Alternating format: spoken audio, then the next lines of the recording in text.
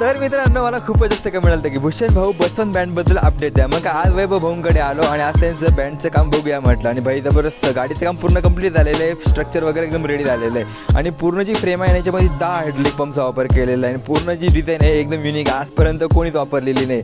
जबरदस्त. आणि मित्रांनो ही पूर्ण जी हायड्रोलिक फ्रेम आहे ना, हायड्रोलिक पंप्सवरती लिफ्ट होते. हे त्याचा रिमोट कंट्रोल आहे. म्हणजे इथून तुम्ही जे हायड्रोलिक आहे ते म्हणजे अप अँड डाऊन करू शकता. पहिल्या स्टेजला आहे तुमचं स्टेजवरती होतं, सेकंड स्टेजला आहे तुमचा जो टॉपचा पोर्शन आहे तो वरती केला जातो हायड्रोलिकद्वारे. आणि भाई गाडी बघितली ना दोन्ही पण अँगलने एक नंबर दिसते. मग काय त्यांची गाडी घेऊन आम्ही गेलो त्यांच्या बंगलोवरती, म्हणजे बसवंत फार्मवरती. थोडा चहाचा कार्यक्रम होता. मग काय आम्ही बसवंत फार्मला पोहोचलो मित्रांनो. भाई त्यांचा बंगलो आणि ती लोकेशन पण भारीच नाही गाडीसाठी. गाडीची साईज एवढी मोठी आहे ना की भाई गाडीला टर्न मारण्यासाठी दोघा जणांना साईडने उभं राहावं लागतं सांगण्यासाठी.